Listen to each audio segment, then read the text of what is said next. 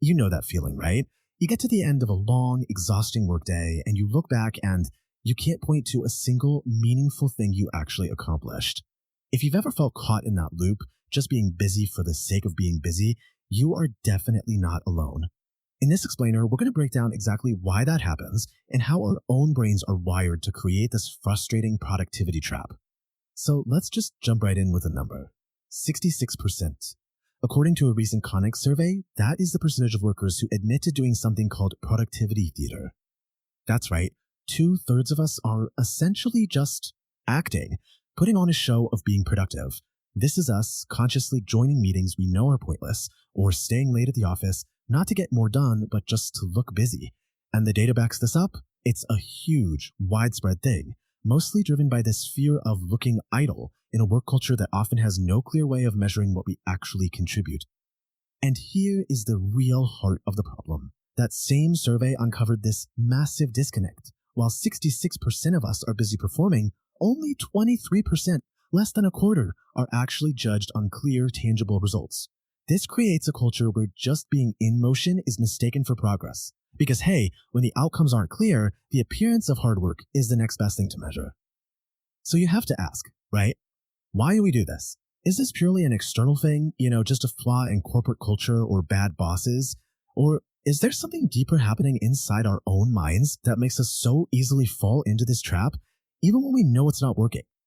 Well, to really understand why we default to busyness, we've got to look at our brain's default operating system. It turns out, most of the time, our brain is running on this powerful but kind of flawed autopilot. And this internal wiring is what makes us such an easy target for all those external pressures to just keep moving. This slide here breaks down the model from Nobel laureate Daniel Kahneman, who talks about our two systems of thought.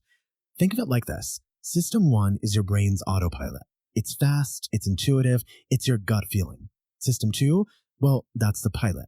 It's slow, deliberate, and takes real conscious effort. It's the part of your brain that solves the hard problems. Now here's the key thing to get. We spend almost all of our time living in System 1. It's incredibly efficient for basic survival, but as Kahneman's work proved, it's full of built-in biases and makes the same mistakes over and over.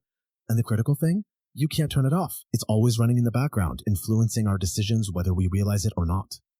So what's the real cost of letting this autopilot run the whole show? It leads us into these predictable mental traps that will always favor doing something, anything really, over doing the right thing. These little cognitive shortcuts are what keep us stuck. Let's look at a classic example of a System 1 screw-up, captured perfectly in this quote.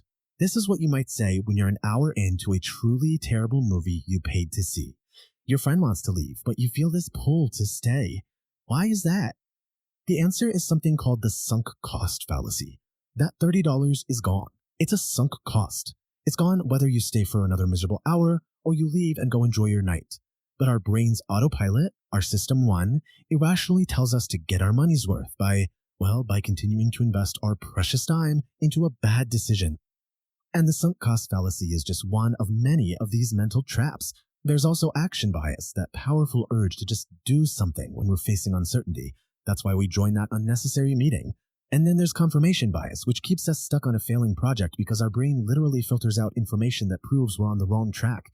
Our autopilot is just full of these little glitches. But here is the good news. We are not slaves to our autopilot. The key is to fight back. We have to build systems and routines that force us to slow down and intentionally engage our deliberate, thoughtful System 2. It's all about creating an environment where our better judgment actually has a chance to win. Greg McKeown's book, Essentialism, gives us this brilliant 3-step framework.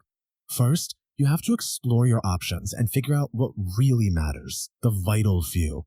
This takes real effort. Second, and this is the hard part, you have to eliminate the rest by having the guts to say no. And finally, you execute by building systems that make doing the important stuff as easy as possible. So how do you actually put that into practice? The book Make Time offers a super simple but incredibly powerful place to start. Every single morning, ask yourself this one question. By identifying a single highlight, you're proactively designing your day around what's most important instead of just reactively responding to whatever your autopilot and your inbox decide to throw at you. Now, a critical part of this is something that might feel totally backward. You have to intentionally create empty space in your schedule.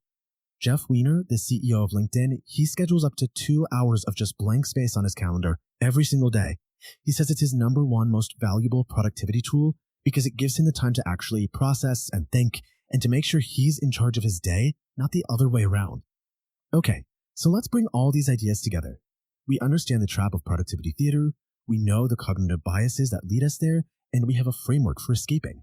So what does it actually look like to apply these ideas and move from that frantic motion to real focused action? It really all comes down to this powerful idea from Greg McKeown. It means you are the designer of your life.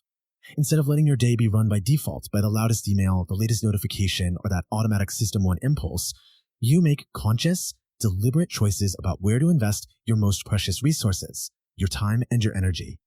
Think of this as building a cognitive toolkit to fight back against your brain's default settings. It's about learning to pause and just recognize when your autopilot is taking over. It's about using filters like the 90% rule. If an opportunity isn't a clear yes, then it's an absolute no. It's about choosing your highlight for the day and strategically saying no to pretty much everything else. This is how you move from productivity theater to real, meaningful results. Ultimately, escaping the productivity trap isn't about doing more. It's about the disciplined pursuit of less. And that whole journey starts with a single conscious choice. So we'll leave you with this question to think about. What is one good but not essential thing you can say no to this week to finally make space for something truly great?